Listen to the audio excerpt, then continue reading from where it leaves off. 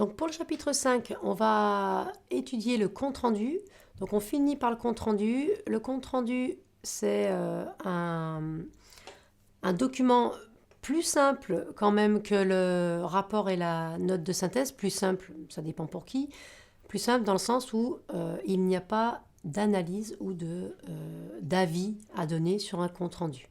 On va vraiment rendre compte des éléments qu'on va nous donner, ni plus ni moins. D'accord? Donc on va voir ensemble ce que c'est. Le compte-rendu, il sert à relater les événements d'une entreprise, d'un service ou d'une association. Relater, ça veut dire qu'on relate, qu'on raconte un petit peu ces événements-là, et qui, à cause de leur importance, doivent faire l'objet d'un document écrit. Parfois, il se passe certains événements et on est obligé de faire un document écrit là-dessus, d'accord? Pour le garder ensuite dans les archives, d'accord? Par exemple, un accident de travail, on va rédiger un petit compte-rendu d'accident de travail. On va pas dire oui, alors c'est la faute de lui, non pas du tout. On va simplement dire les faits. Qu'est-ce qui s'est passé et c'est tout, d'accord? Et c'est obligatoire d'avoir ce papier-là. C'est pour ça que des comptes-rendus sont parfois obligatoires. Je ne parle pas des comptes rendus médicaux qui, pour eux, pour le coup, sont très importants aussi et obligatoires. Et pareil, hein, celui qui fait le compte rendu ne va pas donner son avis sur eh bien, la maladie ou ce qui a été réalisé pendant l'auscultation médicale, quoi. Alors, le compte rendu, en gros, c'est un rapport, mais qui rend compte uniquement de discussions, de faits et d'actions. C'est tout. On s'arrêtera là. D'accord? Le compte-rendu il va permettre de raviver la mémoire des participants de la réunion. C'est souvent compte-rendu de réunion, hein, il y en a beaucoup. Les PV, les procès-verbaux de réunion ou d'AG, ce sont des comptes-rendus. On ne donne pas son avis. D'accord? On dit ce qui s'est passé, on relate l'heure et demie, les 2 heures de réunion, simplement, avec, de façon chronologique par exemple ou par thème, mais on relate simplement et c'est tout. Donc ça permet de raviver la mémoire des participants d'une réunion ou ceux qui n'y ont pas participé, de voir ce qui s'est passé, dégager les éléments essentiels du travail effectué à cette occasion, à l'occasion de la réunion. On dégage les points importants de la réunion. Ça permet aussi le compte-rendu de constituer des archives écrites au travail de groupe. D'accord? Et sur les décisions prises par ses membres rapidement. Faire un compte-rendu d'AG, on va mettre en commun et relater les décisions qui ont été prises pendant l'AG. L'AG, c'est l'Assemblée générale d'une entreprise. Le compte-rendu, ça permet de justifier et transmettre des informations aux acteurs impliqués. Transmettre un compte-rendu, ça permet d'expliquer ce qui s'est passé dans cette réunion. Ça permet aussi de formaliser le travail réalisé. Formaliser, ça veut dire qu'il y a eu un travail à l'oral, on le formalise par écrit, pour permettre à une personne qui n'a pas assisté à la séance de savoir ce qui s'est dit, ce qui s'est décidé. Ça permet le compte-rendu de conserver une trace écrite d'une réunion, d'une conférence ou d'un groupe de travail à laquelle chaque participant peut se référer en cas de besoin, voire en cas de litige, en cas de contestation, de doute. On a un écrit, très important les écrits. Ça permet aussi le compte-rendu de capitaliser l'information pour mémoire, pour s'en rappeler, hein. Et ça permet d'acter des décisions. Par exemple, qu'est-ce qu'il existe comme exemple de compte-rendu? Est-ce que vous en connaissez des comptes-rendus? Donc on en a un petit peu parlé, hein, les comptes-rendus médicaux, ça c'est très basique, c'est que des comptes-rendus. Hein. Qu'est-ce qu'il peut y avoir d'autre comme compte-rendu? On en a un petit peu parlé. Donc très souvent, ça va être des PV de réunion, par exemple, d'associations, de copropriétaires, les assemblées générales de copropriétaires, les demandes des syndicats, l'assemblée des actionnaires, etc. On a déjà fait le tour un petit peu dans le cours là-dessus. Mais voilà, le compte-rendu, ça va être plutôt PV, assemblée générale, réunion. D'accord? Et puis médical, hein, bien sûr. Compte-rendu, il y a quand même des informations obligatoires dessus à noter. Hein. On va noter tout ce qui est date, heure, lieu. On va noter toutes les personnes qui étaient présentes lors de la réunion. D'accord? Présente, absente, excusée. Je vous laisse regarder sur votre petit support où on va lister un petit peu les éléments essentiels du compte-rendu. Je vous l'ai dit comme ça, mais vous les regardez sur votre support. Tout ça doit apparaître dans un compte-rendu. Donc pour une réunion, les personnes présentes mais celles absentes aussi, qui étaient censées être là, et les excusés, ça veut dire qui n'ont pas pu venir et qui ont signé certainement un document. Motif de la réunion, c'est l'ordre du jour. On va noter l'ordre du jour. On va noter ensuite les débats. Qu'est-ce qu'il y a eu comme débat? Qu'est-ce qu'il y a eu comme résultat de ces débats? Qu'est-ce qu'il y a eu comme décision? Et les points en suspens. Mais concrètement, sans donner son avis, d'accord? On va mettre pour quel destinataire on doit avoir ce compte-rendu. On va regarder si c'est confidentiel ou pas et on le notera s'il y a une confidentialité. On va noter la date de la prochaine réunion aussi. Le mode de diffusion, d'accord? C'est-à-dire comment va être diffusé ce compte-rendu, à qui on va l'envoyer et comment, par mail, par courrier, comment. Et le nom du rédacteur du compte-rendu. Si c'est vous, vous marquerez votre nom. Ensuite, de manière plus précise, une fois qu'on a ce contour de la présentation du compte-rendu, comment se présentent les points importants, d'accord, de la réunion. Pour chaque point abordé, d'accord, vous devez savoir résumer les échanges. Il va falloir synthétiser les échanges et les résumer, d'accord. Avoir une conclusion pour chaque point abordé. Quelle conclusion? Comment ça s'est fini, la discussion sur ce point abordé. Et les décisions qui ont été prises sur ce point abordé. D'accord? Les actions décidées lors de la réunion, affectées à l'un ou l'autre des participants, avec un objectif de réalisation. Donc vous devrez marquer dans chaque point abordé qui a parlé, qu'est-ce qui a été dit, qu'est-ce qui a été conclu et décidé. Vous devez dire qui est-ce qui parle aussi, parce que s'il y a plusieurs personnes dans la réunion, telle personne a dit ci, telle personne a dit ça, si c'est pas important, on ne le note pas, si c'est important, on le note. D'accord? D'où l'important de la prise de notes aussi. Le compte-rendu de réunion précise les questions à traiter lors de la prochaine réunion et les modalités relatives au suivi, à la diffusion et au classement du document. Donc dans mon compte-rendu, je fais le compte-rendu de la réunion, mais je dis ensuite comment ça va être classé, diffusé, archivé. D'accord? Tout est précisé dans le compte-rendu. Alors, quelles sont les qualités d'un compte-rendu? Les principales qualités d'un compte-rendu, c'est complet. On ne doit quand même pas oublier certaines décisions, par exemple, parce qu'il y a une réunion. Si on oublie certains éléments de la réunion, là, c'est embêtant pour ceux qui n'ont pas participé. Puis ceux qui ont participé qui ne s'en rappellent pas, c'est embêtant aussi. Donc, complet, concis, on le réduit, clair, facile à lire, on aère. Un paragraphe par idée aussi. On utilise les mots justes, on essaye de réutiliser les mots qui ont été dits peut-être, ou on les reformule. Mais surtout, elle ne contient pas de critique ou d'opinion. On ne donne pas son avis. On ne donne pas son opinion, on ne critique pas. Allez, je vous donne des petits exemples de comptes rendus maintenant. On va en voir 4. Allez, 4 comptes rendus que vous pouvez avoir à faire. Et qui sont du coup un petit peu différents, ils se ressemblent tous, mais ils ne sont pas tout à fait pareils dans leur façon d'être rédigés. Le compte-rendu de réunion, on en a beaucoup parlé jusqu'à maintenant, de ce compte-rendu de réunion, c'est un des principaux comptes-rendus possibles que vous ayez à faire.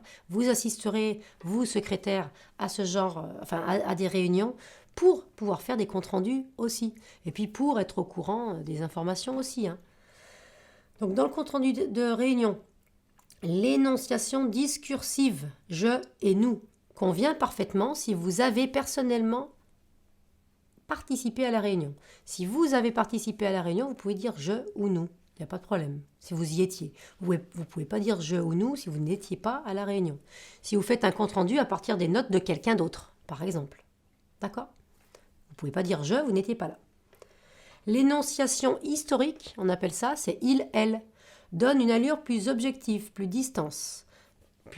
C'est ce qui s'utilise le plus couramment. Donc très couramment, dans les comptes rendus, on va utiliser il ou elle, plutôt que je ou nous. Ça met une distance entre vous et le compte rendu, et vous et la réunion. Oui, vous y avez assisté, mais vous ne faites que rendre compte, vous. Vous ne donnez pas votre avis, vous ne faites rien d'autre que de donner un document qui rend compte des éléments de la réunion. Donc c'est ce qui s'utilise le plus couramment. 3 systèmes temporels sont utilisés en matière rédactionnelle pour les comptes rendus de réunion. Soit au présent historique. Par exemple, ça va être « à ce moment, l'animateur demande aux membres s'ils acceptent cette proposition ». Soit le passé parlé. À ce moment, l'animateur a demandé aux membres s'ils acceptaient cette proposition. Donc, soit on parle au passé parce que la réunion est passée, soit on parle au présent, ce qu'on appelle le présent historique. On fait comme si on était encore dans la réunion quand on est en train de faire le compte-rendu. Soit le passé littéraire. À ce moment, l'animateur demanda aux membres s'ils acceptaient cette proposition. Il n'y a pas de loi là-dedans, vous pouvez choisir ce que vous voulez. Le présent historique est pas mal, parce qu'on fait comme si on était encore dans la réunion quand on est en train de faire le compte-rendu. D'accord? Ça, c'est pas mal. Hein, vous pouvez tout à fait. Mais les trois manières de temps s'utilisent. Pas de souci. Pour gagner du temps, justement, et de l'efficacité, on utilise un modèle pour chaque type qui organise les éléments suivants. Donc, vous aurez très souvent un modèle de compte-rendu de réunion, un modèle de compte-rendu je ne sais pas, de PV d'Assemblée Générale, etc. Vous aurez des modèles et vous aurez juste à remplir les éléments. Donc on met toujours date de la réunion, liste des présents excusés et ordre du jour. Hein. On peut très bien faire un compte-rendu aussi sous forme de tableau. C'est possible. On peut le synthétiser sous la forme d'un tableau qui précise les points soulevés, les décisions prises et les actions à mener qui ont été décidées pendant la réunion. C'est tout à fait possible de le faire sous forme de tableau. Donc ça, c'est pour le compte-rendu de réunion. On passe maintenant au compte-rendu analytique. Donc c'est un autre type de compte-rendu analytique. Ce sera plutôt, on va dire que ici dans le compte-rendu analytique, les débats ils vont être présentés de manière chronologique, en fait. D'accord ? Dans une réunion, il va y avoir l'ordre du jour et on présentera selon l'ordre du jour. Là, on va présenter les débats de manière chronologique, l'ordre dans lequel ils se déroulent. D'accord ? Il s'agit de mettre en lumière l'opinion de chaque participant. Selon les cas, vous pouvez être amené à retranscrire les interventions individuelles presque intégralement ou à les résumer. D'accord ? Analytique, ça veut dire que il va y avoir, s'il y a une réunion, c'est pas un PV d'AG, c'est pas une réunion d'Assemblée Générale, c'est une réunion, je ne sais pas, sur un thème particulier où on débat. Il y a un débat qui est fait, il y a un débat qui est en train de se réaliser. Eh bien, on prend des notes sur ce que dit chaque participant. D'accord ? Et selon l'importance de ce que dit chaque participant, ça va être plus ou moins résumé. D'accord ? Mais en tout cas, on va répertorier dans le compte-rendu que ce que disent les participants au débat. Donc ça, c'est le compte-rendu analytique, s'il y a un débat. Le compte-rendu thématique, il peut être aussi, on va dire qu'on va restituer les débats par thème. Il y a aussi des débats, il y a des échanges d'idées. Au lieu de les mettre de manière chronologique, telle personne a dit ça en premier, après l'autre a dit ça, dit ça, dit ça. Là, on va mettre par thème. D'accord ? S'il y a un débat sur plusieurs thèmes, on va regrouper par thème. C'est le thématique, un peu pareil que les autres plans à chaque fois. Hein. Ce sont les faits et les conséquences relatifs au sujet qui sont mis en évidence. Donc ici, le rédacteur il doit effectuer un petit travail de synthèse quand même pour le lecteur. Il fait un petit travail de synthèse où il va regrouper les idées qui ont été dites par thème, mais par contre, il ne va pas donner son avis. Hein. Il retranscrira toujours les idées qui ont été dites par l'interlocuteur, d'accord, ou les interlocuteurs. C'est pas facile parce qu'il y a une petite synthèse à faire sur le compte-rendu thématique. Et ensuite, le dernier compte-rendu, c'est le compte-rendu synoptique. Alors vous allez me dire, qu'est-ce que c'est que le compte-rendu synoptique ? Synoptique, c'est le fameux tableau. On va rendre compte avec un tableau, d'accord, des points essentiels et visuellement parlants, d'accord ? Donc un tableau de 3 ou 4 colonnes maximum qui va présenter les éléments et les décisions, conclusions pour chaque thème, d'accord ? Donc là, on va faire un tableau avec des thèmes et des décisions et des conclusions pour chaque thème, d'accord ? Et ça, c'est du synoptique. Synoptique, ça veut dire que c'est visuel sous forme de tableau, d'accord ? On donnera au destinataire de notre écrit une vision d'ensemble de la situation à travers un tableau. D'accord ? Il s'agit pour vous de confirmer les éléments clés. Vous devez confirmer les éléments clés du débat, action, personne concernée, date, avant de réaliser et distribuer un document détaillé. D'accord ? Donc ça veut dire que là, il y aura un tableau pour chaque participant, etc. Donc voilà pour les comptes rendus qui existent, d'accord ? Donc réunion, analytique, thématique, synoptique. Selon ce que vous préférez faire ou selon ce que vous avez comme genre de réunion, ce sera souvent l'un ou l'autre. On va finir du coup sur ce module sur un exemple de compte-rendu, d'accord? Vous allez le voir sur votre support, donc je ne vais pas non plus trop vous le développer. Vous le voyez sur votre support, l'exemple, c'est l'accident de travail, d'accord? On va regarder, l'accident de travail, c'est un compte-rendu. On donne son avis plus tard, peut-être, mais pas sur le compte-rendu d'accident de travail qu'on va devoir fournir ensuite potentiellement à la Sécu, d'accord? Pour l'accident de travail, et je m'arrêterai là-dessus avec l'exemple, il va y avoir 2 étapes. Par exemple, c'est un exemple, hein. Vous aurez une première étape, schéma d'étude d'un accident de travail.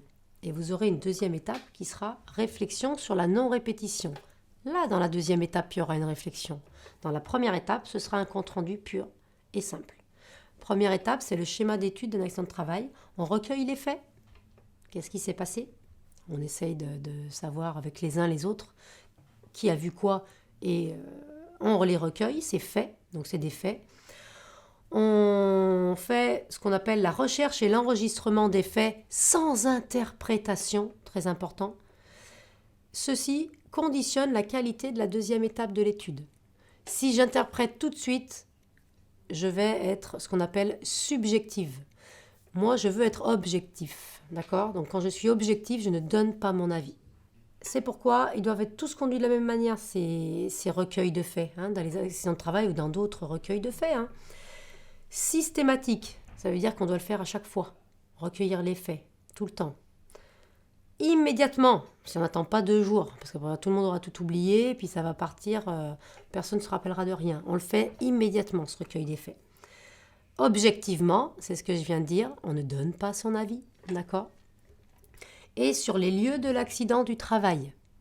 On va sur le lieu et on est sur le lieu, d'accord? Pour recueillir les faits. Ok? D'accord? Et la deuxième étape, pour un accident de travail, donc là on aura fait son compte-rendu avec ce recueil de faits. Et ensuite, on finira par de la réflexion sur la non-répétition. Comment éviter? On va réfléchir sur comment éviter les futurs accidents de travail liés au même problème. Donc toutes les personnes concernées, donc ça c'est la deuxième étape, on n'est plus dans le compte-rendu là, hein. Mais là je vous donne l'exemple de l'accident de travail. Hein. Compte-rendu d'abord, et ensuite petite réflexion sur la non-répétition. Toutes les personnes concernées doivent participer à cette deuxième étape, qui doit conduire à quoi? À des actions de prévention. D'accord? Donc là, si on faisait une petite note de synthèse, vous auriez le recueil des faits, et après, vous auriez une réflexion et des actions à entreprendre pour limiter les risques. D'accord? Si c'est un compte-rendu, que le recueil des faits. Ensuite, dans cette deuxième étape de réflexion, ces actions elles doivent se concrétiser sur 3 axes, matériel, éducatif, psychologique. On est toujours sur l'exemple de l'accident de travail, hein, là, hein, particulièrement. Parce que vous, secrétaire, potentiellement, c'est vous qui allez gérer les comptes rendus d'accident de travail aussi. Et éventuellement, la réflexion derrière, pour éviter de renouveler et de répéter les mêmes problématiques. Donc la politique de prévention des risques doit servir à l'analyse des faits afin de déterminer le ou les types de dysfonctionnements qui ont provoqué l'accident. Oui, il y a un compte-rendu d'accident, mais oui, il y a une réflexion pour savoir qu'est-ce qui s'est passé, qu'est-ce qui a conduit à cet accident et qu'est-ce que je peux faire pour l'éviter la prochaine fois. Je vais donc rechercher les causes directes et indirectes, les équipements, les procédures, les applications. D'accord? Est-ce que les règles ont bien été appliquées, les procédures et les équipements, est-ce qu'ils ont bien été utilisés, est-ce qu'ils sont présents déjà dans l'entreprise, etc. D'accord? Et ensuite, une fois qu'on a fait ce compte-rendu, une fois qu'on a fait la petite réflexion autour des causes et des conséquences de cet accident, on va pouvoir proposer et déterminer des procédures pour améliorer et mettre en œuvre ou modifier les éléments existants. Ça s'appelle ça la prévention du risque. D'accord? Donc on va s'arrêter là-dessus. Vous avez un petit exemple aussi à la fin de votre support d'accident de travail avec un compte-rendu de l'accident de travail, d'accord?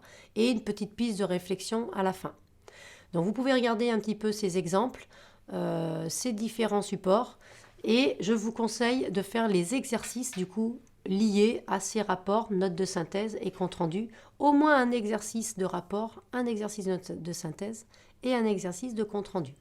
Donc on a vu aujourd'hui la différence entre ces 3 documents, production de documents, d'accord? et méthode de rédaction. Là, la méthode de rédaction, la méthodologie est différente selon si c'est un rapport, une note de synthèse ou un compte-rendu.